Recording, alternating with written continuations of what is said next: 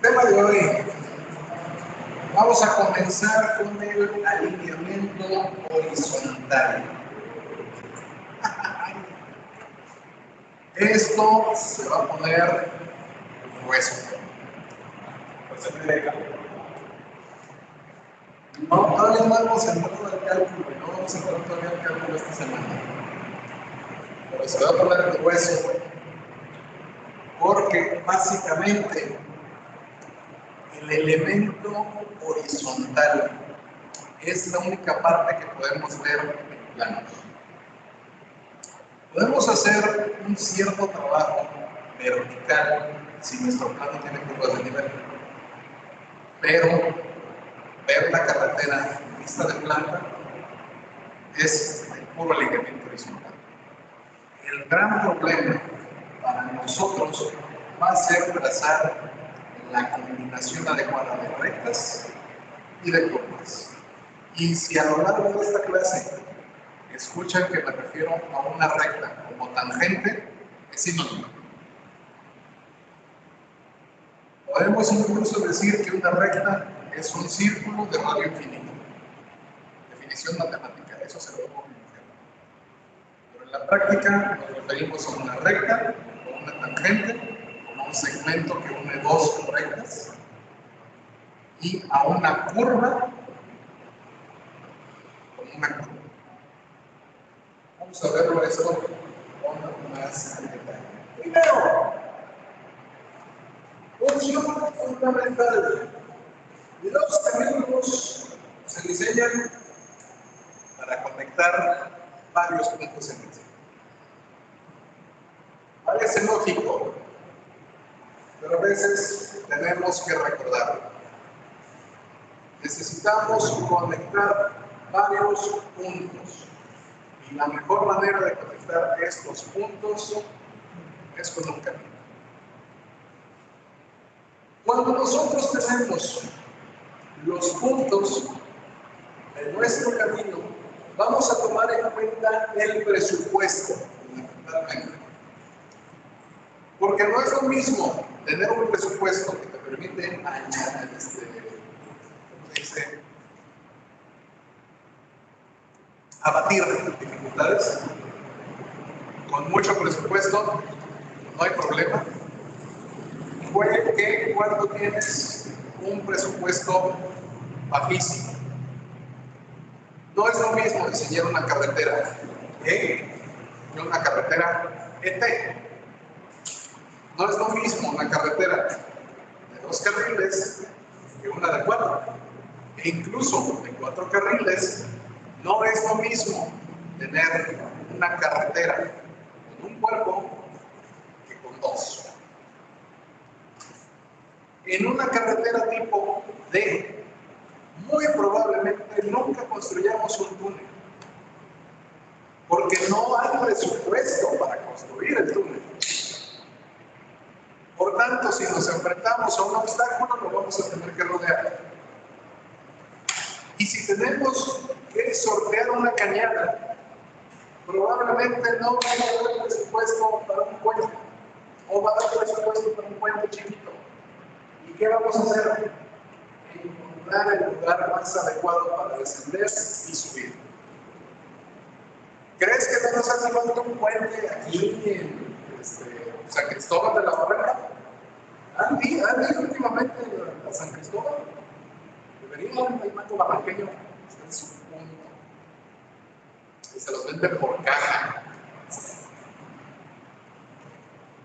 En su punto garantizado. El puente que está por el río Santiago es un puentecito de 30 metros que se eleva 2 metros sobre el nivel del río. Tienes que descender 500 metros en una carretera de 2 carriles y luego subir 500 metros para alcanzarlo. ¿Crees que no hubiera sido más fácil construir un puente que cruzara 250 metros por arriba pero no hay presupuesto. Nos tenemos que ajustar a lo que hay. Otro ejemplo de esos puentes. Aquí cerquita, arriba a San Flamejo, te vas por la libre, ¿cuántos puentes pasas?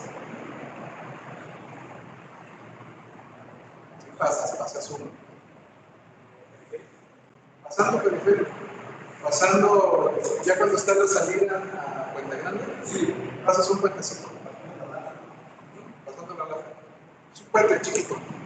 En cambio, te vas por la autopista de Cuota y ¿qué te encuentras?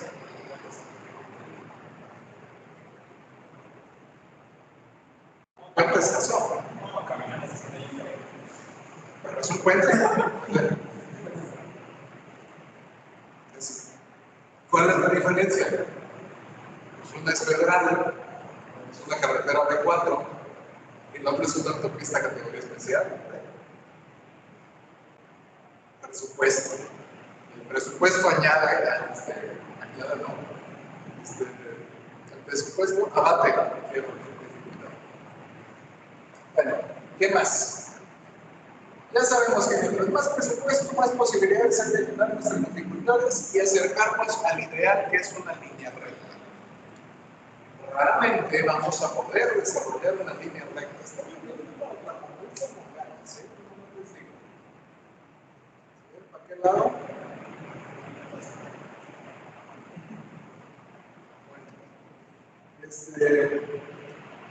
Si no tenemos presupuesto, tenemos que hacer compromisos. Y si tenemos compromisos, evidentemente tenemos que hacer concesiones. El primer compromiso siempre es el alineamiento horizontal y me gusta este ejemplo, que es una carretera donde tenemos que serpentear para subir un cerro. Esta me parece que la saqué de un pueblo de Europa. Por eso está tan bonito el Callao. Pero se van a encontrar alineamientos similares en Colima. Cuando pasas a Tenquique, bueno, cuando te acercas a Tenquique, todas las curvas hermosas, sobre todo cuando está ocupada la autopista porque hubo algún accidente y te llevan a todos por la vida.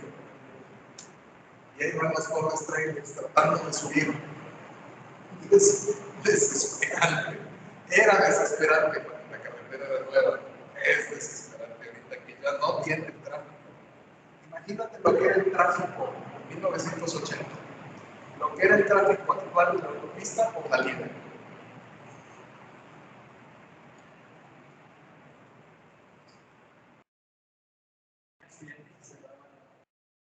Por días.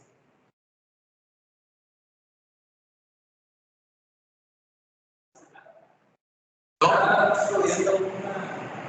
sea, está en la carretera y se va. Abajo pasa un río que sirve de límite. Entonces es una cañada, es una barrancola, es una barrancola. Lo que hizo en aquel tiempo Miguel de la Madrid, como presidente, fue crear puentes. Y diseñaron los puentes más altos de México.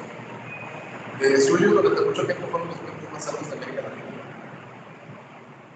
Y ya quedaron obsoletos, pero se han cerrado muchos y construido más. Son los puentes que se ven desde la...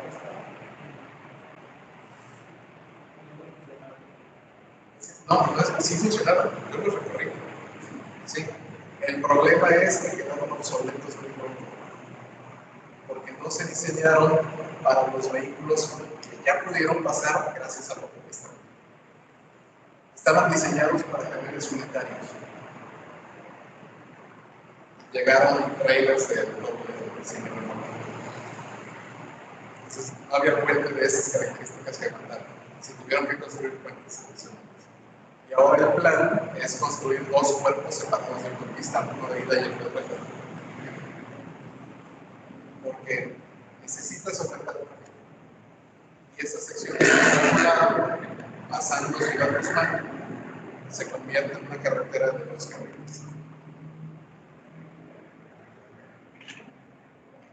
La razón de que están más de dos carriles, aunque hacerlo hasta 24, es porque no tiene caso construirlo, porque adelante se va a estrangular por los puentes. todo tiene una razón. Esos son los compromisos que hacemos. No podemos allanar ninguna dificultad sin presupuesto.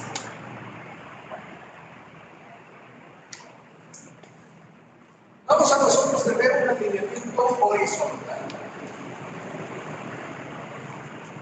Este alineamiento es la proyección del eje en un plano horizontal. Nosotros podemos checar las curvas de nivel que tiene nuestro plano y tratar de encontrar la sección en la que menos vamos a salirnos de nuestra curva. Si encontramos una curva que está, no sé, a 1521 metros sobre el nivel medio del mar, y nos va a servir para seguirlo lo más recto posible durante 25 kilómetros, seguimos esa curva. Porque no vamos a tener que hacer un gran número de cortes, no vamos a tener que hacer un gran número de terraplenes, no le tenemos que hacer gran cosa. Pero el compromiso puede ser un número significativo de curvas. O podemos hacer un trazo que vaya, no sé, entre las cotas 1518 y 1522, subiendo y bajando poquito, pero que va a ser un trazo más recto. Y para nosotros nos conviene que el trazo sea recto. ¿Por qué? Porque es más fácil. Ay, ya no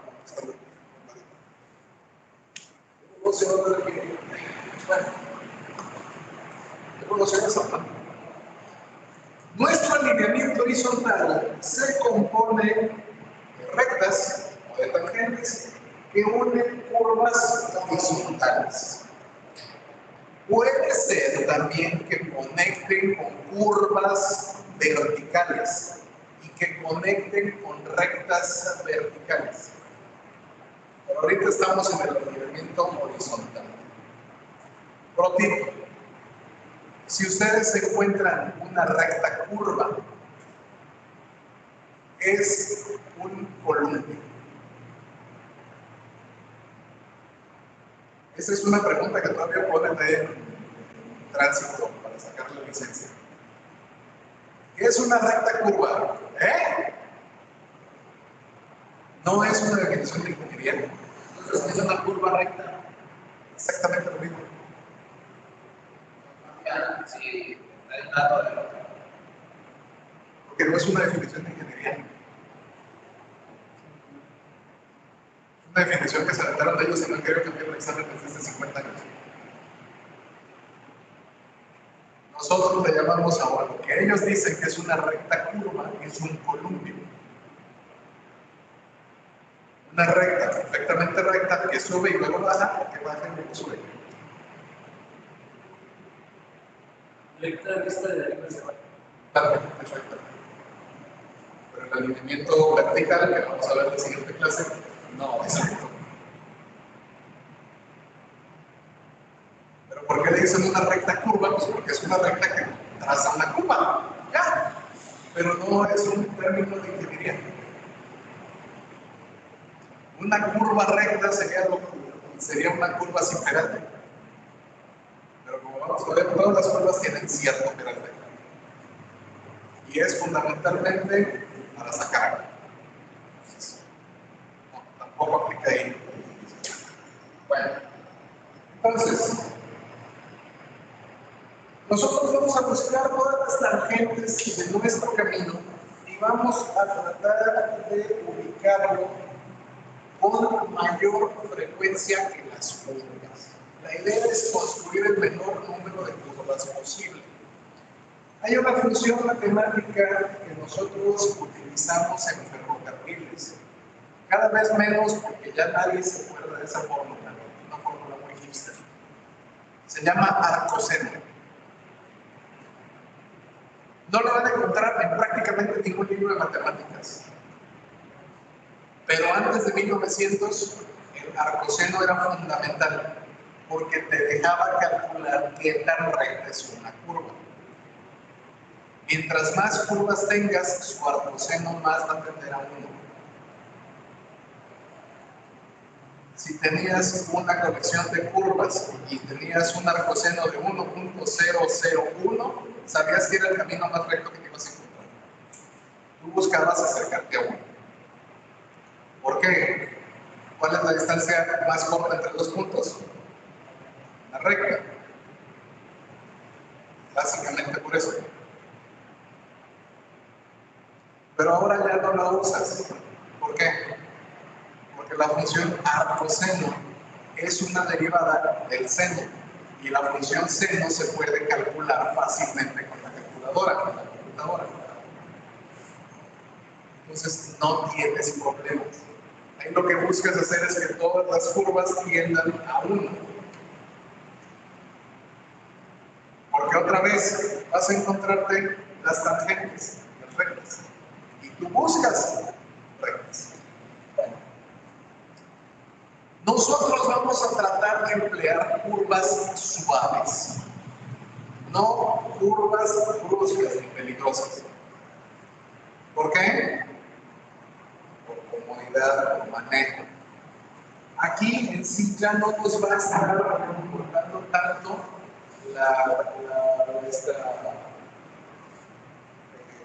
lo recto o lo fácil que es construir la curva. A lo que nos vamos a estar enfrentando de manera fundamental es a una curva que nuestro conductor no se salga de ella. Si vas muy rápido y tomas una curva muy cerrada, te sales. O si hay una pared, te estampas. Buscamos la combinación perfecta entre un radio de giro amplio, pero una conducción fácil y una construcción sencilla. Si yo puedo preferir una sola curva antes que 3, prefiero usar una sola curva amplia que 3 curvitas estrechas. Aunque sé que va a ser más fácil construir 3 curvitas estrechas porque voy a evitar un pedazo de terreno. Pero no, lo que hacemos en todo caso, atravesamos un pedazo de cerro. A veces ni siquiera tenemos que atravesar una gran cantidad de cerro, lo puede hacer nuestra maquinaria. Bajamos 3 metros de cerro, ya pasa. Preferible a tener que rodear y aumentarle kilometraje en nuestro camino.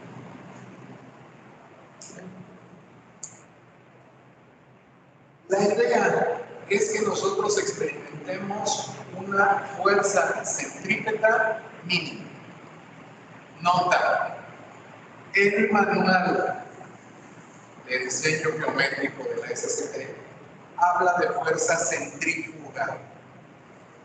No existe la fuerza centrífuga. Es una fuerza virtual. Lo que existe es una fuerza centrípeta. Pero para el caso es intercambiable. Porque lo que hace es sentirse que te está aventando fuera de tu vehículo, cuando en realidad lo que estás haciendo es irte tú en la misma dirección en la que venías. Para el caso es intercambiable, es lo mismo. Pero el término adecuado es fuerza centrípeta. Una fuerza elevada ocasiona que te salgas del camino. Tienes que emplear fuerza, ya sea por el coche, el movimiento tuyo, o por el movimiento mismo que le puedes imprimir al camino, para no salirte del mismo. ¿Ok? Bueno. Entonces, sí. Esa era el peso del camión, la velocidad del camión o la peso. El camión cuando acelera va a tener una inercia. La inercia la podemos medir como parte de la velocidad y la rapidez. La inercia es una malvada porque funciona en 4 dimensiones. Y nosotros estamos acostumbrados a trabajar nada más en 3. Largo, ancho y fondo. La cuarta dimensión para nosotros es el tiempo. El tiempo siempre va para adelante. Siempre es una dirección positiva. Y lo que la inercia hace, y eso no se los explican mucho muchas veces en mecánica de materiales, es oponerse en tiempo al cambio. Si tú vas derecho y quieres girar, toda la fuerza del camión va a tratar de seguir la misma dirección que tú.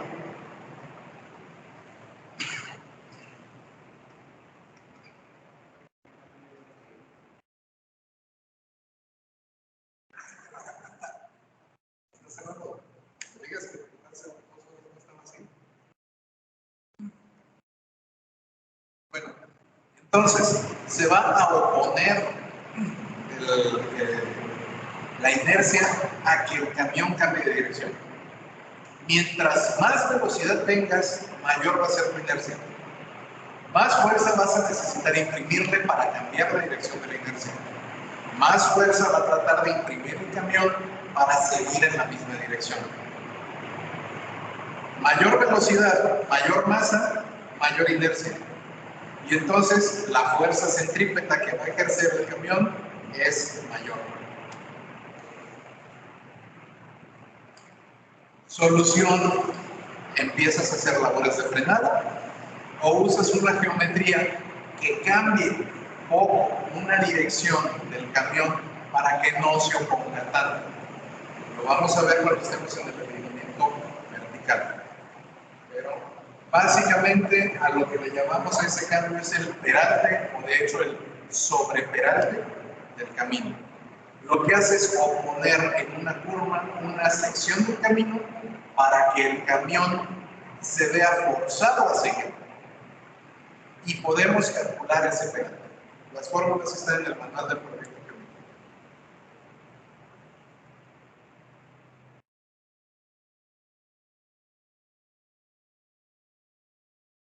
¿Qué características va a tener nuestro alineamiento horizontal?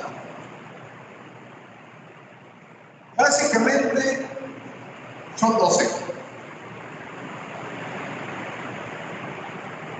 Aquí, ¿cuántas puse? ¿8?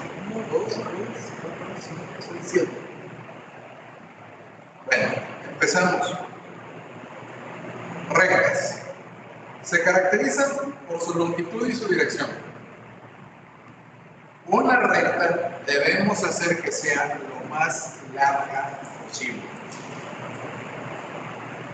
Mientras más larga, mejor. ¿Por qué? Nos consume la menor cantidad de material. Nos acerca más nuestros dos puntos.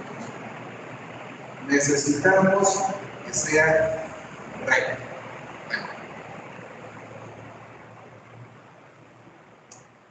Pero estamos viéndolo en planta y no tenemos una caracterización todavía de la pendiente.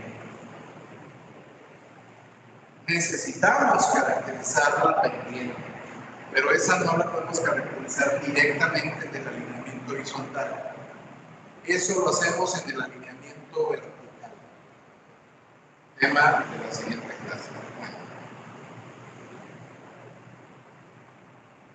Necesitamos que las curvas horizontales, porque hay curvas verticales, las horizontales se caractericen por un radio de giro adecuado y una longitud adecuada. Radio de giro, lo más suave posible. Si tengo una curva que puedo hacer en un diámetro de 100 metros o en un diámetro de 150, prefiero la de 150 porque es más suave cuando voy a altas velocidades. Si tengo que decidir entre una curva de 100 metros o una curva de 200 metros, la de 200 metros va a tener un radio de giro menor y es preferible porque no voy a sentir tanta fuerza centrípeta. Pero tengo que ver si cabe. Si solo tengo 150 metros para dar la curva, no puedo poner una de 200 metros. Pongo la de 150. A menos que pueda modificar el terreno para acomodar esa curva más ancha. Rectas amplias, en contraposición a recta estrecha. Si puedo hacer una recta de 1 kilómetro, en lugar de hacer una recta de 250 metros, una curva, una recta de 250, una curva, una recta de 250, una curva, una recta de 250, una curva, una recta de 250, mejor hago la del kilómetro.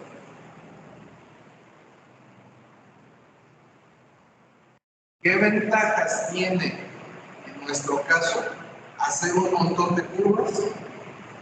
Control de velocidad. A veces, cuando tienes una carretera muy recta, a la gente le da por hacer arrancones. Que vente a un cuarto de milla, vente al kilómetro 1 más 250. Ah, nice. Pero a veces no puedes impedir que haya estas longitudes. Incluso frente a la carretera Colima, ¿cuántas rectas encontramos? Encontramos muchas. Periférico, Lázaro Cárdenas, López Mateo, son rectas. Preferimos hacer rectas. Es más cómodo, es más fácil. Pero si necesitamos hacer curvas, hacemos curvas. Bueno. Evitamos las rectas de poca longitud. Evitamos las rectas con un radio de mínimo. Como ir haciendo zigzag en cuadras aquí en la ciudad. Una cuadra y curva, una cuadra, curva, una cuadra, curva, una cuadra, curva. A mí me repatea cada vez que tengo que ir a la hermana ciudad de Fresnillo, hacer trabajos por allá. Porque hay calles con alineamiento vertical, vista en planta, que no tienen alineamiento horizontal. No está un trazado en cuadrícula. Entonces, me puedo ir recto de norte a sur, pero de este a oeste, me quedo a la mitad de la cuadra, bajo, luego vuelvo a dar vuelta, luego subo, vuelvo a dar vuelta, bajo, luego vuelvo a dar vuelta, subo. No, por favor, ¿quién fue el que diseñó esto? El presidente municipal de hace muchos ayeres. No, ya está así, no se puede hacer nada. Pero el resultado es que tienes que crear vialidades para agarrar todo el flujo del tráfico y llevártelas a otros lados. Lo mismo sucede en calles y en carreteras. Si nosotros tenemos curvas, podemos suavizar la curva por el simple procedimiento de tener espirales de transición. Periférico.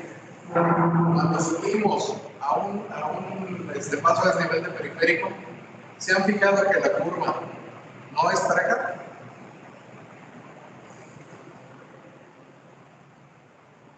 Lleguen ustedes y van a tener una parte cerrada y luego cambia el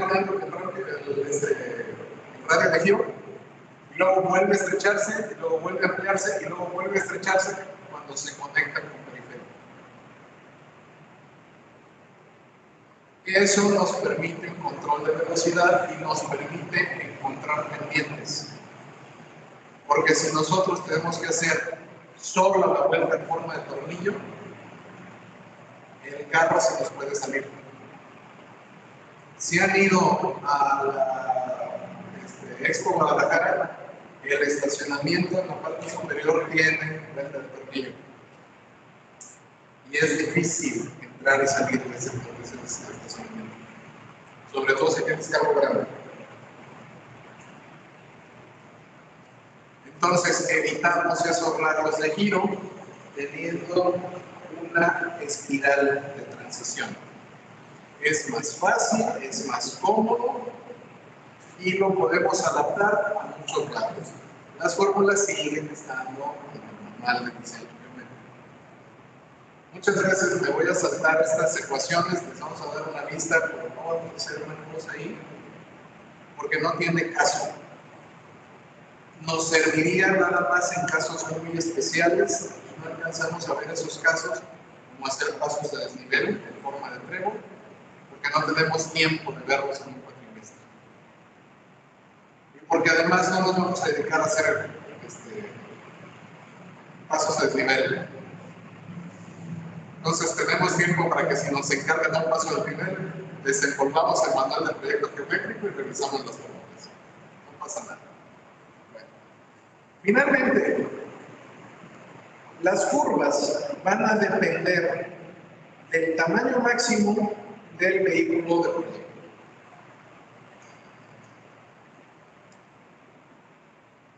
Carreteras más chiquitas, digamos tipo D, no tienen vehículos grandes y por tanto podemos darle radios de giro menores. ¿Qué circula por una carretera tipo D? Un camión unitario, nunca circula un trailer. ¿Qué circula por un B? Ya circulan trailers. ¿Qué circula por A? Doble rodado. Doble semirremolque, no doble rodado. ¿Cuál camión tiene un radio de giro mayor?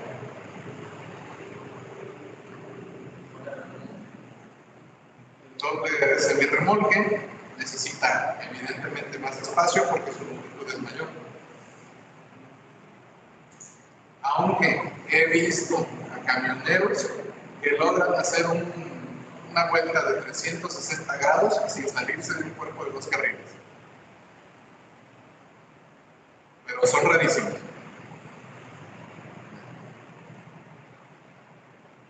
Mientras más estrecha la curva, menos vehículos de proyecto pueden pasar. En una terracería se supone que ya no pasan camiones. Solo pasan vehículos. Camionetas, si acaso, no un camión. Los camiones solo circulan por superficies pavimentadas. En la práctica, tú ves que los camiones circulan por todos lados. Y no hay remedio. Pero no están diseñados para circular en esas superficies. Aunque hay unos pavimentos, perdón, unas terracerías muy buenas que casi parece que son pavimentos, siguen siendo pavimentos. Y una terracería de clase E no está diseñada para camiones. Camionetas sí, camiones no. Para camiones a partir de la categoría D. Trailers a partir de la categoría B2. En algunos casos excepcionales, C mejorado. C de 3 camiones.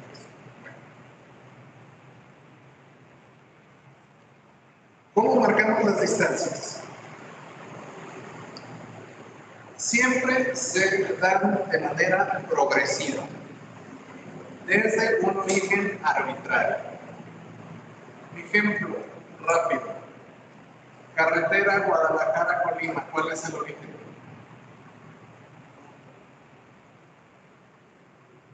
¿Desde dónde marcas el origen de la carretera Guadalajara-Colima?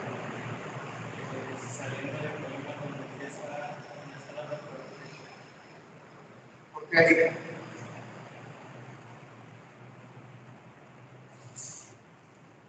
En Guadalajara, el origen es la corriente de la mineral. La carretera Guadalajara-Colima tiene kilómetro cero de la corriente de la mineral. ¿Por qué ahí? ¿Qué les gustó?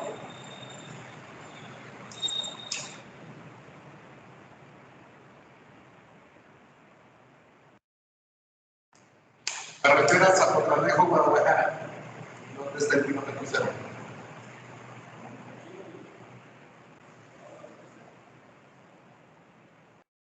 ¿Existe algún letrero, un kilómetro y un punto de eso?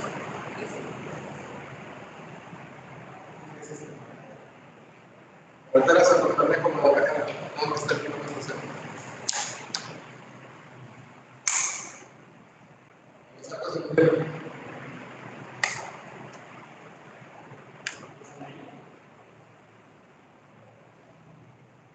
Cruce de Lázaro Cárdenas antes de ser Lázaro Cárdenas. Mariano Otero es el kilómetro cero. ¿Por qué? Porque ahí existo. Carretera Guadalajara-Saltillo, ¿dónde está el kilómetro cero? Y para el punto, Guadalajara a Puerto Vallarta.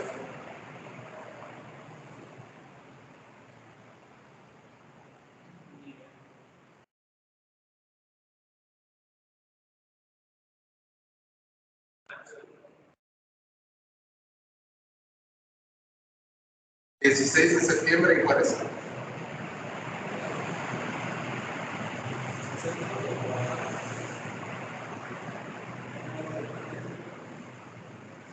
Sí, el cruce del 16 de septiembre en Juárez.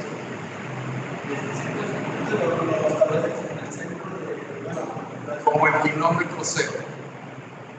El kilómetro cero siempre es arbitrario. Lo establecemos por la conveniencia que hubo al diseñar la pavimentación o diseñar una ruta. ¿Por qué se puso el kilómetro cero de Guadalajara a Puerto Vallarta en Vallarta y Unión? Porque se ensanchó Avenida Vallarta. Y se tomó el kilómetro cero el 16 de septiembre en Juárez, porque a partir de ahí el kilometraje llevaba a Puerto Vallarta de línea recta. Eso de los kilómetros, nada más es del A y R, o desde qué. Más es porque así estaba. Ahora, ¿por qué el kilómetro cero de Guadalajara a Saltillo sigue estando en el mismo punto? Pues porque ya había un kilómetro cero ahí. Pero ahora tú ya no puedes cruzar desde el kilómetro cero de la carretera hacia la carretera Saltillo, que normalmente tomabas por Alcalde. Ya no puedes tomar por Alcalde, está cerrado. Pero el kilómetro cero sigue ahí.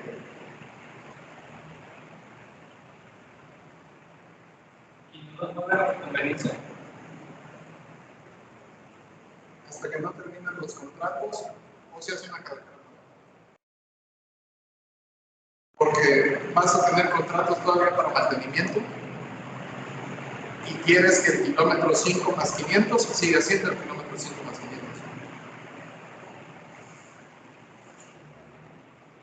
¿Te has preguntado alguna vez por qué, pasando aquí al nodo Revolución, empieza la autopista? Porque la concesión empieza ahí. Antes la caseta estaba en antes de Periférico Nuevo. De hecho, ahorita hay un cuarto de Quino, ahí donde estaba la caseta. Y luego se pasó a La Joya. Y luego se decidió que La Joya ya no tenía que funcionar como caseta. Y se pasó la caseta completamente a Zapotlanejo o a ¿cómo se llama? La otra caseta por acá es para el macrolibramiento y arriba para Tepatitlán, la caseta de Tepatitlán. ¿Por qué? Porque fue más conveniente, pero el kilómetro cero sigue siendo el kilómetro cero. Ahí lo que te vas a encontrar es el nodo que se hizo para pasar al macrolibramiento, para pasar a Zapotlanejo, para pasar a la libre. Ahí el problema radica fundamentalmente en que entran los kilómetros, los cadenamientos de 5 o 6 carreteras. Entonces, pasando el nodo, antes de entrar a Zapotlanejo, te vas a encontrar con que Guadalajara está a 20, a 10, a 16 y a 27 kilómetros, según cómo tomes el kilómetro cero, según qué carretera vayas a tomar. Entonces, no tenemos una distancia básica, tenemos un origen arbitrario. Pero esta distancia siempre la vamos a identificar en kilómetros cuando estemos en México o en millas cuando estemos en Estados Unidos. Inglaterra y Canadá tienen una relación de amor-odio con el sistema métrico. Entonces, te dan distancias en millas, pero no puedes superar los kilómetros por hora.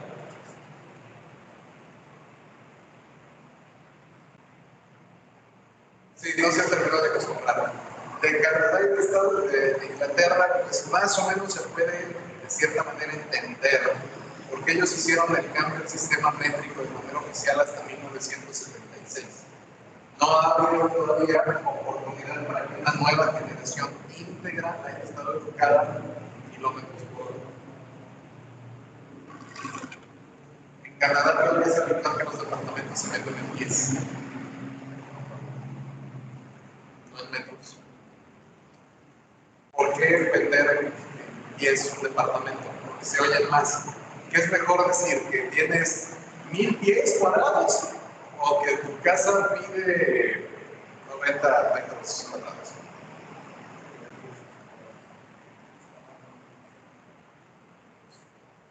Sí.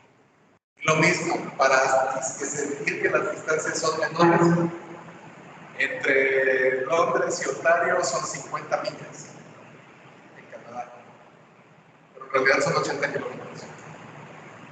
Entonces, la carretera está prohibido que superes los 80 kilómetros por hora y tu carro te lo marca 80 kilómetros por hora, pero sabes que tienes que recorrer 50 millas. Poco a poco cambia el asunto, pero no va a terminar de cambiar mientras los Estados Unidos no cambien. Pero si aquellos no tienen ni siquiera control de armas, menos van a tener control de velocidades. Pero bueno, yo estoy metiendo mucho en política. Los marcadores siempre vienen como los puse aquí. Y normalmente los marcadores están siempre en kilómetros enteros o en millas enteras. Fíjense cuando vayan en carretera la próxima vez y sus marcadores les dicen así: kilómetro 33, kilómetro 34, kilómetro 35, kilómetro 36. Y nunca van a encontrar un marcador de kilómetro 33 y medio. En Estados Unidos pasa exactamente lo mismo, pero en millas. Tienes millas 50, millas 52, millas 100, millas 200, millas 420. Bueno, la milla 420 suele ser una excepción últimamente. Es el letrerito ahí arriba es nuevo. Porque desde que se aprobó la marihuana medicinal, en muchos lugares se robaban los marcadores de 420.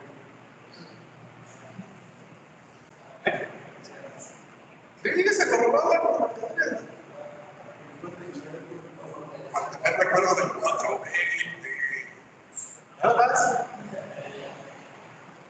Entonces, pues terminaron reemplazando el marcador por 419.9. Ya a nadie le importa el 419.9, pues nos han dejado. Pero en realidad es el marcador 419.9 y es millaje 420. Las distancias se marcan en kilómetros enteros en la carretera, pero en nuestro plano los vamos a marcar en encadenamientos. Y dependiendo de la forma en que les pase su proyecto, puede ser kilómetro entero más 3 dígitos o kilómetro entero más 2 dígitos. Esto es en decámetros o en metros. Y el más es para que sea más fácil identificar que hay un punto decimal. Lo vas a pasar por tu geógrafo en tus planos y se van a perder los detalles. Es más fácil saber que sea 9 más 500 que 9.500. ¿Qué punto puede perderse? Esa es la razón histórica. Pero ojo, algunas veces marcamos en metros y otras en decámetros, o sea, de 10 en 10. Los cadenamientos que yo utilizo vienen en decámetros. Kilómetro más decámetro. Esto es kilómetro con 2 dígitos de decimal. Si yo les digo kilómetro 8 más 20, significa 8 kilómetros más 200 metros. Si digo 8 más 0,1, 8 kilómetros más 10 metros. Y raramente nos vamos a meter en 1. Lo más que llegamos es a kilómetro a cadenazo, 20 metros, de 20 en 20. Entonces es 8 más 0,2, 8 más 0,4, 8 más 0,6, 8 más 0,8, 8 más 10, 8 más 12, 8 más 14, y así nos vamos. Hasta llegar al 8 más 98 y el que sigue 9,00. Es más fácil ajustarnos así en plano porque vamos a emplear menos espacio para decir dónde están los puntos. Ocupamos menos espacio en el plano. No hay mayor inconveniente. Van a recordar que si son 2 dígitos es de 10 en 10 metros. Si son 3 dígitos es de metro. Si ustedes tienen que hacer cadenamientos, por cierto, para empresas de otro tipo de transporte, digamos un ducto de gas, el ducto también se mide encadenamiento de 0 más 0 centímetros. De 20 metros en 20 metros. Y solo entre secciones entre metros, entre encadenamientos, ponen metro y centímetro. Es perfectamente posible que ustedes tengan un encadenamiento en una empresa de gas que diga 0 más 20.12.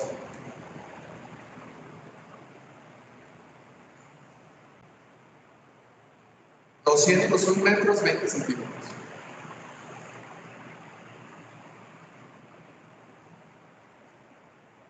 Raro, pero encontramos casos. Diseño geométrico, ya pasamos a las cosas chidas. El diseño geométrico es la manera de relacionar los elementos físicos del camino. Y no me refiero nada más a los elementos de la corona, sino a las curvas de las tangentes. Relacionar, digo, los elementos físicos con las características de operación de nuestro camino.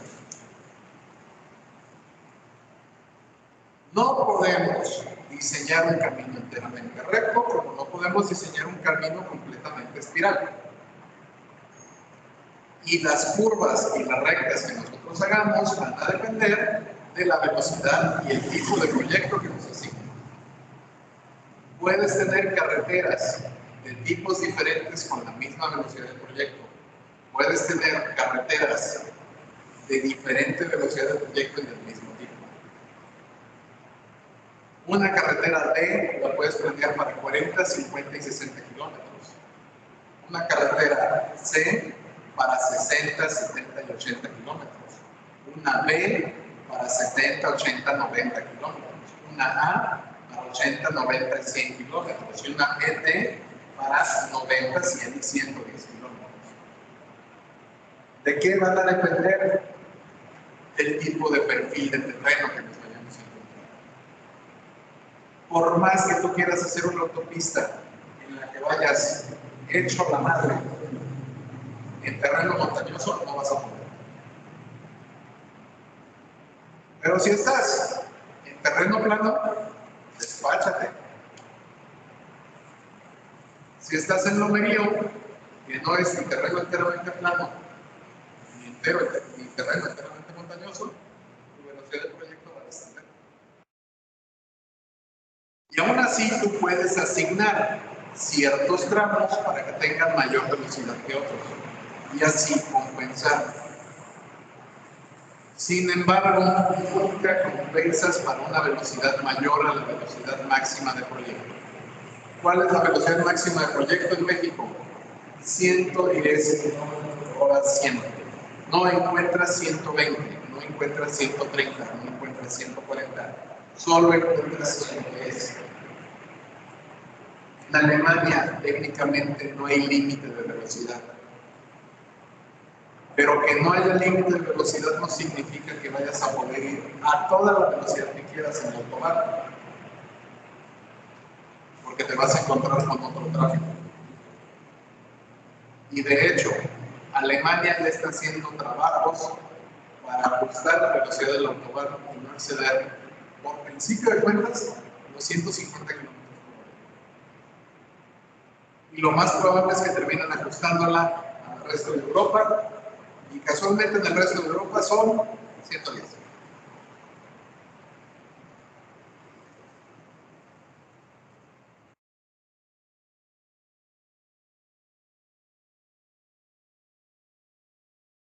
¿Qué elementos son los que van a conformar nuestro alineamiento?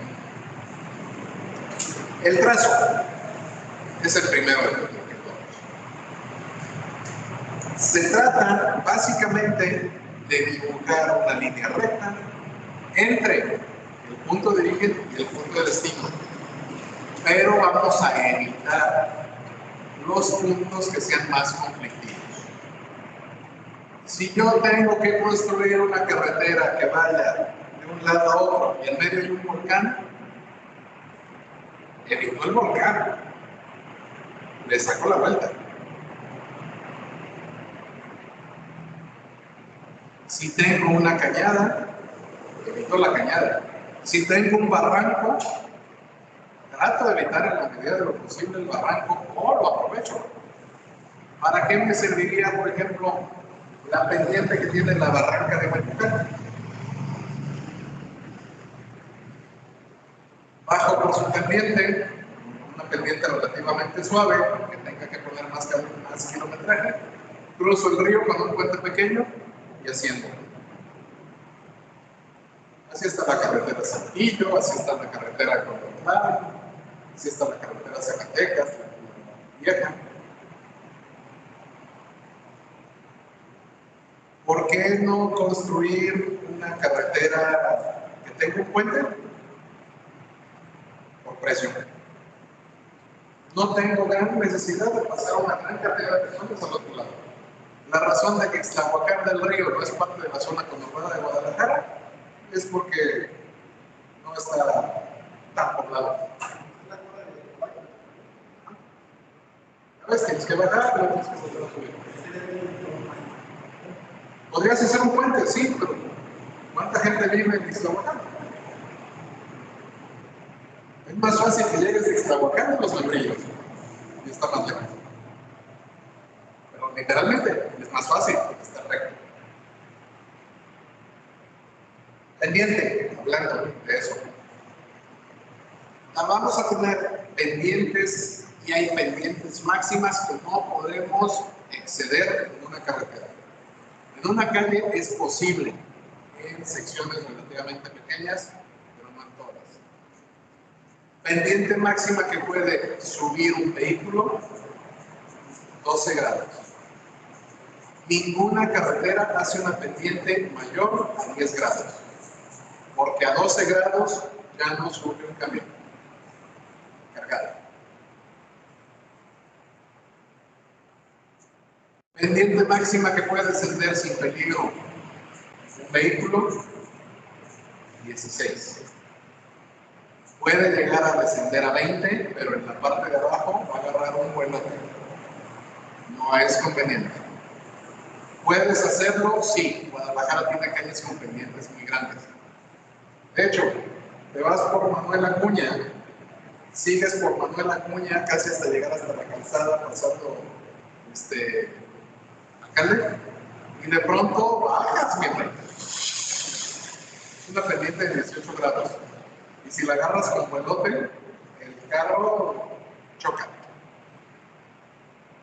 Pero son raras esas pendientes. Y esas pendientes son nada más para bajada, no para subida.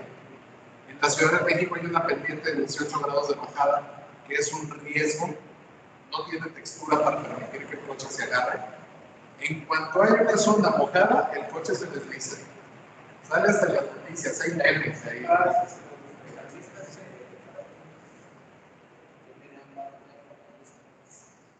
Y dices, ¡ay, se quedó sin frenos! No, sí tiene frenos, lo que no tiene es agarre. Pendientes muy elevadas las encontramos en Guanajuato capital. Las pendientes suelen ser tan elevadas, en vez de construir caminos, se construyeron escaleras. Hay un callejón, así nomás para que ustedes sepan, cerca de lo que se llama el Jardín del Cantador. Es un callejón estrecho, es de escalera y tiene cuerda para que las personas que viven adentro, que hay un coto como de 8 casas, puedan subir. Porque está sumamente inclinado, tiene una inclinación de 60 grados.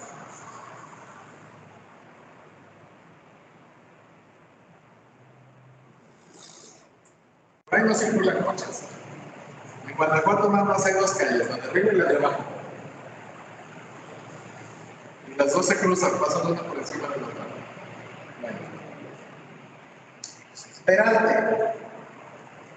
¿Qué es el peralte? La sobreelevación que le vamos a dar a una parte del camino. Generalmente, curvas. La razón, ya se les había dicho, es para evitar que un vehículo se salga del camino. Y este peralte tampoco va a ser muy elevado. Si tuviéramos que hacer un peralte para un vehículo extremadamente rápido y extremadamente ligero, podríamos hacer peraltes de 90 grados. Pero no es una carretera para carreras. Una carretera normal y a veces lo único que tenemos es una sobreelevación de 20 centímetros. Y ya 20 centímetros es mucho, pero se nota. El coche la nota. Para que no te salgas. Literalmente cambia tu inercia para permitir que tomes la curva con mayor facilidad. No necesitas dar una vuelta tan pronunciada. Nunca has ido en carretera y nunca le has tenido que dar el volante un cuarto de vuelta. Es poquito, y es porque el peralte te ayuda a mantener la línea.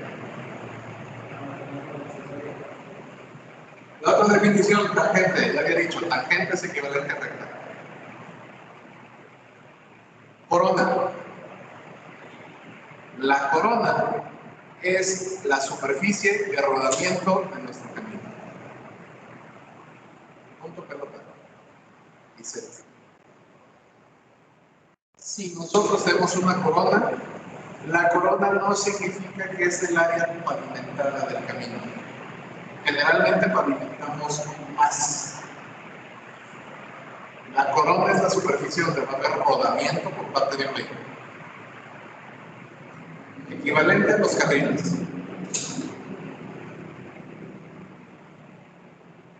Radio de giro. La curvatura que tiene que ejercer nuestra curva para permitir su unión con otra tangente. Mientras menor es el radio de giro, la curva va a ser más estrecha. Mayor radio de giro, curva más grande. Básicamente. Y el radio de curvatura es exactamente lo opuesto.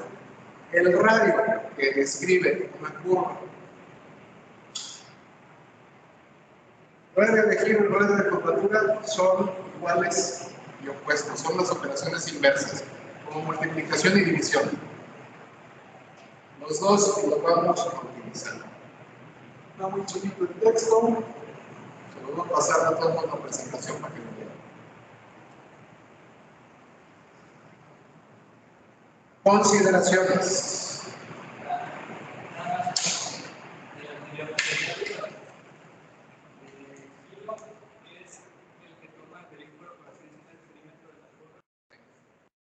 El radio de giro es el matemático punto donde empieza a dar el giro. Uno es el giro, lo que tiene que hacer el coche, y otro es la curvatura, la distancia que tenemos que tener entre el radio y el perímetro de la curva. Es exactamente lo mismo, con otras palabras. Igual y opuesto. Uno porque lo estamos viendo como el sólido y otro como el vehículo en movimiento. Consideraciones. Un alineamiento horizontal va a tener en cuenta todas las superficies de las curvas. Absolutamente todas. Y el objetivo es proporcionar un manejo seguro y cómodo. Sobre todo si tenemos pendientes muy elevadas. Ya dije, una pendiente de 20 grados no la sube nadie. Y a veces tenemos que subir pendientes de 40, 50 y hasta 60 grados. Hay algunos desalmados que hacen carreteras con pendientes de hasta 80 grados. Si alguna vez van ustedes a la ciudad de Machu Picchu, la ciudad sagrada de Machu Picchu, tú te asomas y te da vértigo desde allá arriba y subes en camión. ¿Qué hacen? Llegas a una recta, das vuelta, al estrecho, subes, das vuelta, al estrecho, subes. subes, después del techo y subes, sientes que te caes. Todo el mundo mira para adentro del camión. Yo no, llevo mirando conmigo el chofer. Pero como la carretera es tan estrecha, dos vehículos no pueden dar vuelta en curva. Si dos vehículos se encuentran ahí, uno se tiene que esperar hasta que el otro pase y entonces el otro da la vuelta. Y raspas. Los camiones raspan contra la pared. Y no nomás eso, los trenes hacen lo mismo. Con la salvedad de que el tren no puede dar esos radios de curvatura tan cortos. Entonces lo que hacen es subir, hacen cambio de ramal, cambian la máquina reversa y suben, cambio de ramal, reversa, suben, cambio de ramal, suben, y ahí te la pasas. 6 a 7 niveles. ¿Qué pasó? ¿Se equivocó de camino? ¿Qué? No, estamos subiendo. ¿Cómo sabes? Las casas se ven cada vez más pequeñas ahí. ¿Pero por qué? Así es. Bueno. Vas a considerar cuando nosotros estemos trabajando en estas curvaturas las condiciones de operación. No es lo mismo manejar de noche que manejar de día. ¿Qué pasa cuando manejas de noche y viene un camión desde el lado contrario? Te encantina. Y tú en venganza le vientas las altas. Y entonces el camión te va a aventar las altas y entonces van a estar verdaderamente en cambio. Tienes que dejar unas curvaturas, si sabes que mucha gente va a manejar de noche o que tienes un radio de visibilidad bajo, unas curvaturas lo suficientemente amplias como para que no vayas a pasarte del camino, no vayas a encarrilar, y peor aún, no te vayas a estampar con alguien que vende del otro lado. Siempre tienes que asegurar el mayor rango posible de respuestas del conductor. Tú no diseñas una carretera para que el 95% de las personas la puedan usar. No diseñas para que el 99% de las personas la puedan usar. Diseñas para que el 99.9% de las personas lo puedan usar. Y que técnicamente el único que no la puede usar es un ciego. Y lo demás lo tienes que considerar.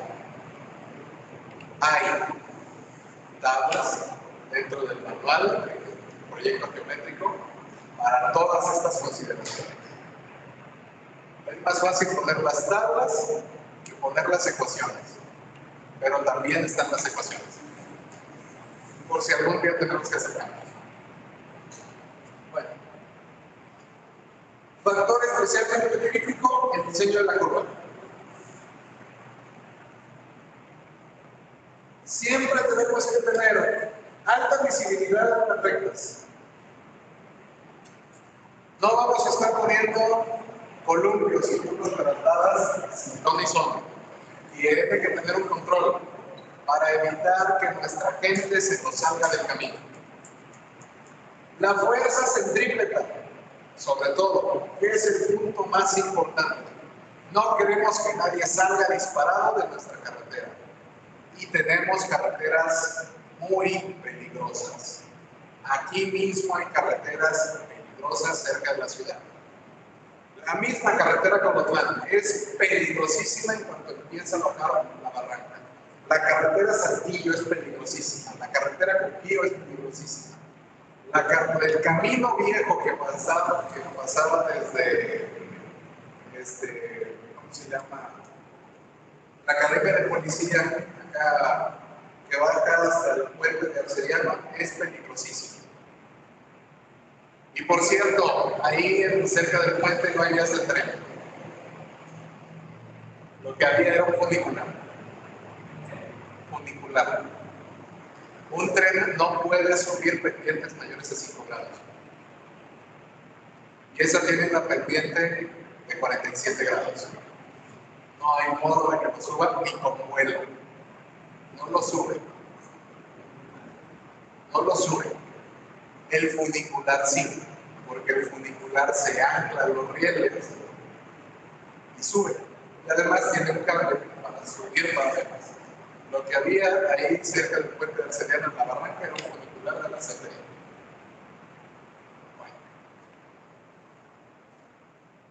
La sobrelevación la vamos a crear para reducir la fuerza centrípeta que se recibe por parte del vehículo. Es la mejor opción para no sacar un vehículo del camino. A veces no podemos evitar que el vehículo cambie de camino, sobre todo carreteras viejas como la de Tío, la de Colotlán, la de Tequila, la de Barrancas, son horribles. Y por eso tenemos que tener cuidado de que la velocidad del proyecto no sea muy grande. Porque si tomas una curva a gran velocidad y viene otro que viene a tomar una curva a gran velocidad y los dos cambian de carril, choque de frente. Y son muy frecuentes. Ese le va a ser. Rectas. Existen dos corrientes de pensamiento en cuanto a la línea recta.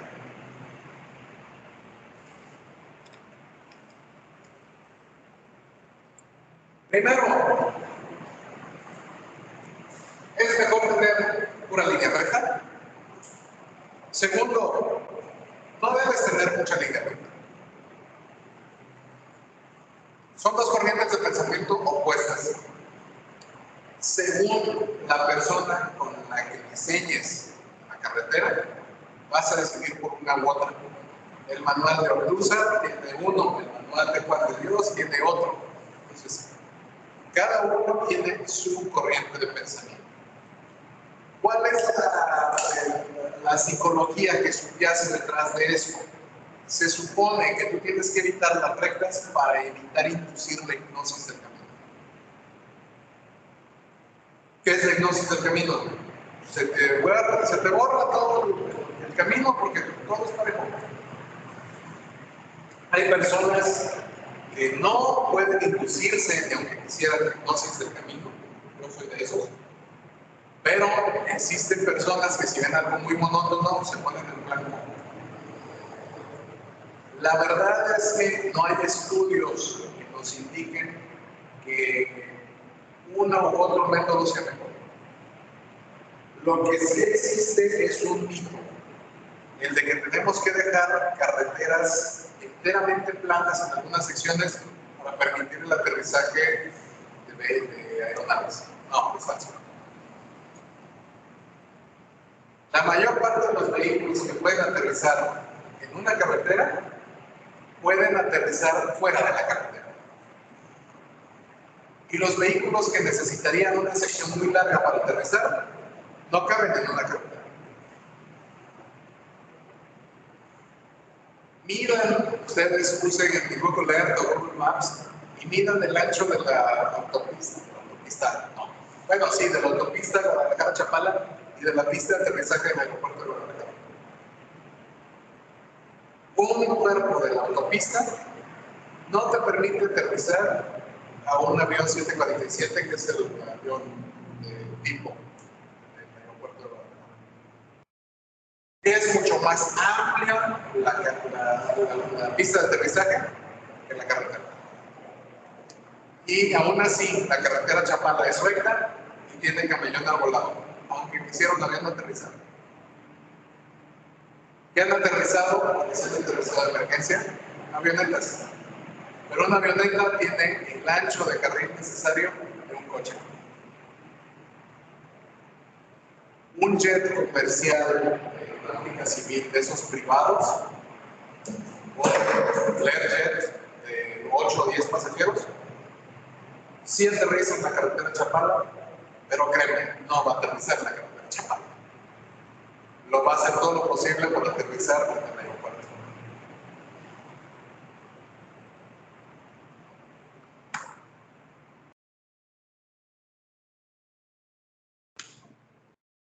La razón de no tener reglas es el efecto monótono, pero nosotros tenemos carreteras que realmente ya son muy monótonas. El mejor ejemplo que yo puedo encontrar de todas las carreteras que he recorrido, porque no puedo decir que he recorrido todo el país. Pero el mejor ejemplo es la carretera que va entre Zacatecas y Saltillo.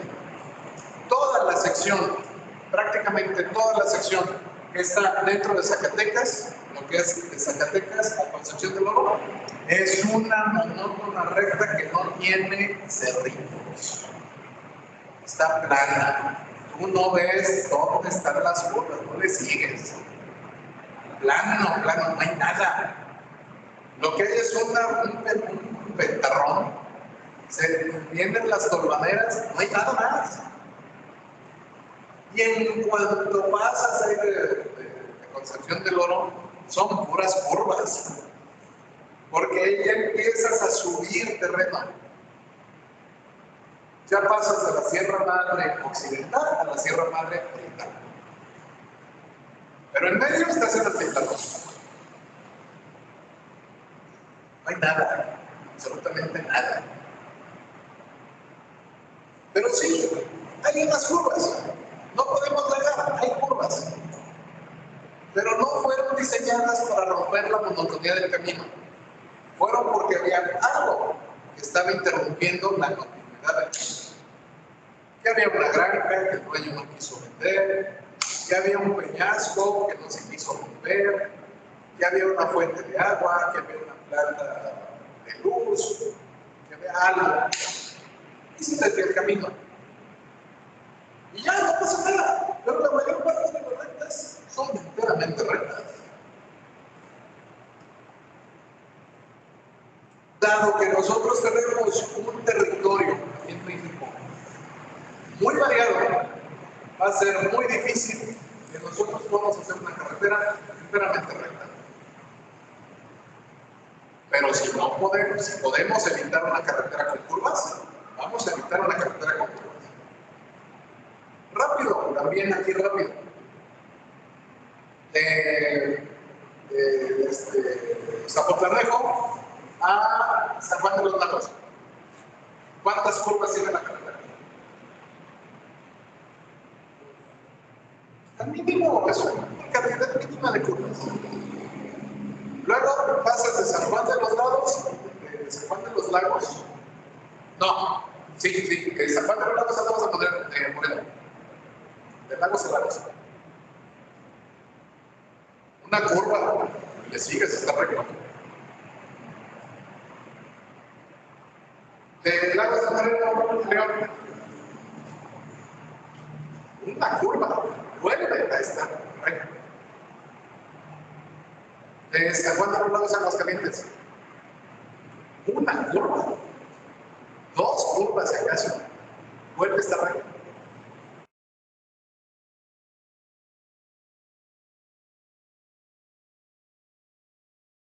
Si no tenemos largo medio,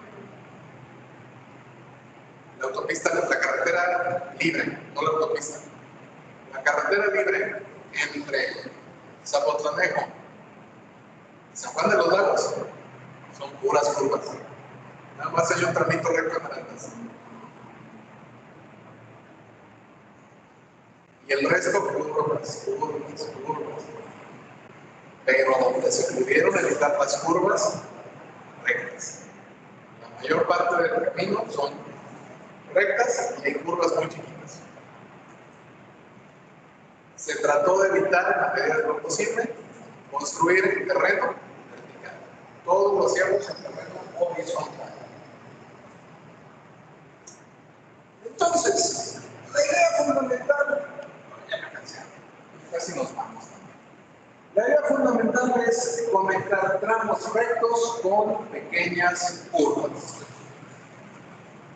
Si es necesario, vamos a intercalar curvas que tengan un radio largo con tangentes largas. Básicamente vamos a tomar la forma de un rayo y la vamos a estirar.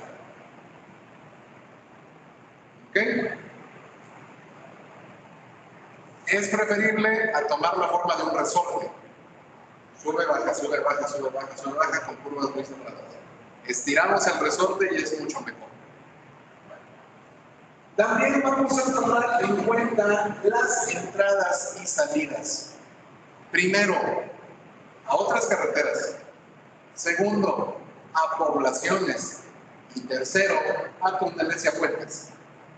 Quise hacer énfasis en las entradas y salidas de túneles y puentes porque nos va a tocar construir sobre todo para puentes. Rara es la construcción de un túnel, pero créanme que hay mucho puente. Mucho puente, sobre todo en autopistas. Nosotros no podemos tener un túnel o un puente e inmediatamente poner una curva. No podemos ver la salida del túnel, nos va a encandilar. Si no podemos ver tampoco dónde termina el túnel, digo el puente, podemos salirnos del puente. ¿Qué hacemos? Diseñamos una distancia de proyecto en la cual nosotros tengamos tiempo suficiente para avisarle a nuestro usuario que a continuación del puente viene una curva. Porque también raramente vamos a hacer puentes curvos. No es que no se puedan hacer, es que los utilizamos en situaciones especiales y nunca para largas distancias. Porque un puente por naturaleza es inseguro. Los diseñamos nada más en rectas, generalmente. Lo que hacemos es diseñar una longitud que sea 2.5 segundos a la velocidad del proyecto. ¿Cuánto es eso? Ya lo calcularemos, pero supón que tienes una velocidad de proyecto de 90 kilómetros por hora. ¿Cuánta distancia recorres en 2,5 segundos a 90 kilómetros por hora? Es una prueba relativamente sencilla. ¿Cuánto va a ser? A lo mejor son 100 metros, a lo mejor son 50, no sé ni siquiera qué velocidad de proyecto vamos a tener en el proyecto, valga la redundancia, pero diseñamos que sea 2,5 veces mínimo. Idealmente 5 segundos a la velocidad del proyecto. Ante la alternativa de tener 100 metros o tener 200 metros, 200. Si tenemos curvas consecutivas en el mismo sentido, hay que separarlas por una recta. Básicamente vamos a hacer una especie de retorno. Y luego vamos a cambiar el ángulo. Pero si podemos evitar que sea una curva, luego una recta y una curva, y en su lugar hacemos una curva muy ancha, porque logramos tener la distancia de proyecto, yo soy de la idea de preferir una curva ancha. Hay autores, hay libros que prefieren tener una curva relativamente corta, una recta y otra curva. Yo prefiero una espiral larga, porque es más cómodo. Se siente más cómodo cuando manejas en ella. Básicamente, sí lo digo, si no es posible cerrarse por una curva única de mayor radio. Prefiero yo una curva larga que curvas chiquitas. Pero también va a ser muy raro que nosotros tengamos que hacer una curva de 90 grados, de 90 grados. Generalmente son más amplias. Si tienes una curva de 90 grados, es una curva muy cerrada. No debemos tener curvas cerradas. En una curva de 90 grados vamos a tener que poner un peralte muy alto. Y no lo hacemos. Hacemos curvas más amplias. 135, 170 grados. No sé. Que sean más suaves. Lo importante es el manejo.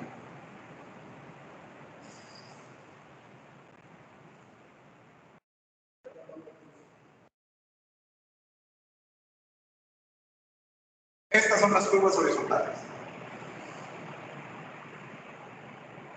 Y esta es una curva compuesta. En azul tenemos una sección enteramente recta. En rojo tenemos una espiral de transición. El radio de giro es la sección verde. Y noten que el camino no sigue esa misma curvatura, porque sería muy cerrada. Esta parte roja de abajo podría ponerse en la parte superior. De hecho, es lo que está haciendo el camión que va en la imagen. Está ampliando, luego cierra y luego vuelve a ampliar. porque no la estamos haciendo todavía en vertical, no sube. Ahorita la estamos haciendo en planta. La carretera por sí misma son una serie de tangentes conectando a curvas. De manera alternativa, las curvas son arcos de círculo que unen tangentes consecutivas. Tenemos curvas circulares, tenemos curvas de transición. La curva circular la trazamos entera con un círculo. La curva de transición la trazamos con una espiral de Euler. La fórmula para variar viene en el manual del proyecto geométrico, pero básicamente hacemos ovalitos. Es más cómodo trabajar con esto cuando uno conduce. Y curiosamente es más complicado de diseñar porque requiere más espacio, pero la comodidad no vale. Si diseñáramos un paso de desnivel, tendríamos que hacerlo con esta figura. Con un cardioide, o con un pétalo, o con un óvalo, o con una espiral de transición. Cualquiera de ellos funciona. Las curvas circulares las podemos clasificar como curvas simples, curvas compuestas y curvas revertidas. Curva simple, que es una sección de círculo. Entra directo a una tangente, sale directo a una tangente. Curvas compuestas, como esta que está en la imagen. Una curva que va a variar el componente para que sea más fácil entrar y salir. Sobre todo si vienes a una alta velocidad, sabes que tienes que frenar en la curva. Si tu curva es muy cerrada, te vas a salir. Y no queremos que te salgas. Y si viene muy cerrada, necesito que sea de alta velocidad, tiene que ir muy peraltada. Y si viene muy peraltada, puede ocasionar accidentes.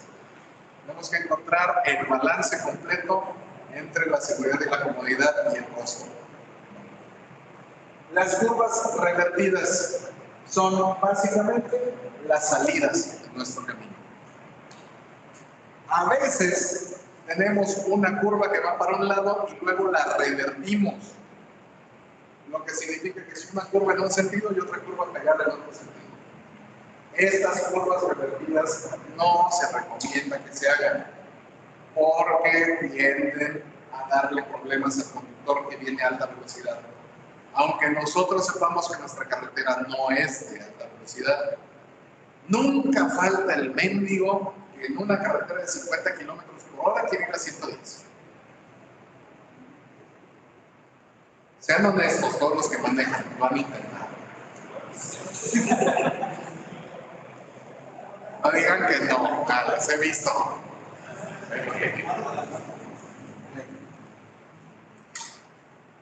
Yo recuerdo un caso, estábamos revisando la carretera 314, el tramo que va entre Arandas y San Ignacio Torres Mochas, en Guanajuato, y hay una sección que va lateralmente al borde del abismo y casi se nos despeñó un hueco que iba corriendo. De hecho, lo alcancé a ver, lo vi que venía a madres y yo frené. Si no freno, se estampa contra mí, nos avientan los dos a la parte de abajo. Giró. Literal, dio la vuelta. 180 grados. No se mató de puro milagro. No nos mató de puro milagro. Ya nomás se nos queda viendo. Perdón, güey. Sí, perdón. Pero venía hecho la vuelta.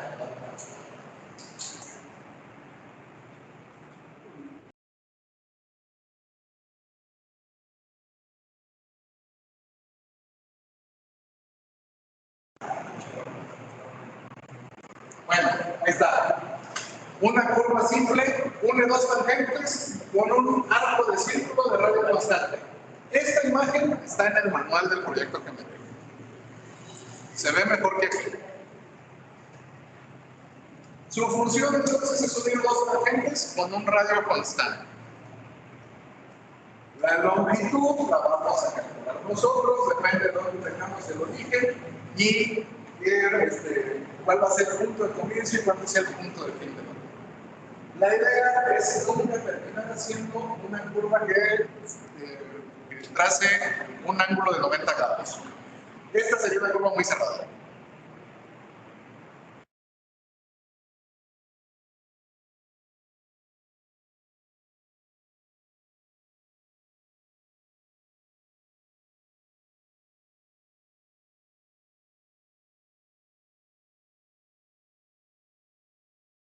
Más amplio, que básicamente va a ser un óvalo de entrada, un círculo, luego un óvalo de salida. Este es el tipo de curvas que más vamos a hacer nosotros, las curvas compuestas. Si son en el mismo sentido, van a ser curvas directas. Si son en sentidos contrarios, son compuestas inversas o reversas. Ustedes le quedan reversivo. La idea es que sea más fácil para el vehículo circular por este camino. Después de esto, vamos a tener una curva con espiral de transición. Es exactamente lo mismo que la curva compuesta. Va a ser más fácil para nuestro vehículo de proyecto porque la curva va a empezar a formarse cada vez más fuerte. Entonces, a nuestro vehículo le vamos a dar tiempo de ir volteando el volante cada vez más, en lugar de llegar directo a dar el volantazo. Es más cómodo. Pero, a diferencia de una curva compuesta, donde nosotros vamos a llegar a un máximo y nos vamos a mantener ahí, aquí es probable que empecemos, tengamos que bajar la velocidad, demos un volantazo y luego saquemos otra vez el volante en posición recta. Depende de para qué lo vamos a utilizar. Aún así, esta espiral de transición le permite al conductor reaccionar y a nosotros nos importa que el conductor reaccione. Importante, porque si nos vamos de frente, ¿qué pasa? Nos matamos. Esta espiral se llama clotoide, que es el nombre de la espiral de Euler. La clotoide. O también le dicen la razón áurea. La razón áurea. La de los memes. Tienes un cuadrito, tienes otro cuadro y tienes una espiral que va uniendo todo. La razón áurea. Es un clotoide, es el nombre técnico, o espiral de Euler. Y recomendaciones generales. Primero que nada, revisar cuando están ustedes haciendo la presentación para no ver la letra tan pequeña. Es que esto lo modifiqué a una hora, le cambié el tema, que me lo recomendó el PowerPoint en línea, y puso el texto como se le tocó. Bueno, recomendaciones generales. Alineamientos en una misma dirección tan seguido como sea posible. Traten de mantener una regla. Básicamente. Eviten curvas de corta longitud. Nada de andar dando volantazos. Proporcionen suficientes tramos con visibilidad de rebase cuando tengan carreteras de baja categoría, tipo C o tipo D. Necesitan poder rebasar. Y ahí lo que hacen es ampliar una recta y dejar un espacio para que en caso de emergencia un coche se pueda orillar. Luego, evitar en la medida de lo posible la curvatura máxima de su velocidad de proyecto. Hay tabla en el manual que tiene la curvatura máxima que ustedes deben alcanzar en una carretera. Evítenlo. Por algo es la máxima, no es la recomendada, es la máxima. Intenten usar curvas de radio grande cuando sea posible. Mientras más grande el radio, mejor, porque es más suave el manejo. Si no hay otro remedio, curva de radio máxima. Pero si podemos, curvas grandes. No usen curvas compuestas con altos grados de curvatura. Tienes una curva suave y luego tienes que dar un volantazo, ahí tienes un punto para accidentes. Todos tienen que ir de acuerdo al tipo de proyecto y de radio que van a tener. Y eviten usar curvas inversas. Si entre ellas no puede afectarse, no puede corregirse la sobreelevación. Si yo tengo una curva a la derecha y luego tengo que dar curva a la izquierda, de un lado va a tener un peralte a la izquierda y del otro va a tener un peralte a la derecha. Si no le doy tiempo, ¿qué le va a pasar al vehículo? Se va a volcar. Y lo que menos queremos es que se vuelque. Cuando tengo que hacer esas curvas, ¿qué hago? Les dejo una recta para que el vehículo se estabilice y entonces comience su transmisión para los lados. Y eviten tangentes cortas entre dos curvas con la misma dirección. Si voy a tener una curva y básicamente va a ser un retorno, aunque luego lo que estoy haciendo es evitar hacer cosas como una bajada, traten en la medida de lo posible de tener tangentes cortas. Al momento que nosotros trabajemos con una bajada, me recuerdan, si no lo presento en el alineamiento vertical, me recuerdan dibujárselo. Cuando estemos trabajando en pendientes, las curvas no llevan tangentes.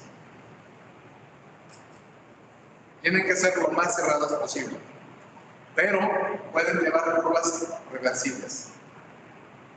Como en la primera imagen de la presentación, que teníamos una curva muy cerrada y los lados del camino, los dos cuerpos del camino, casi se tocaban. Ese es el chiste. Con eso, prácticamente hemos terminado. Estas son recomendaciones de la SST y las encuentran en el manual del proyecto geométrico del SST. La mayor recomendación es únicamente su longitud de cualquier curva tendría que ser 1.7 veces su velocidad de proyecto. El número de 1.7 veces se repite para todo, porque nos permite hacer un análisis unificado de la carretera. Esto lo vamos a aprovechar más fácil cuando estemos haciendo la práctica del alineamiento de nuestro camino en las posteriores clases. Por lo pronto, con esto terminamos y vámonos, porque es para esta curva que aparece aquí es la que les acabo de decir. Tiene que ser más amplia para permitir el mayor radio de tiempo. Vale. Vamos pues, nos vemos en la siguiente clase.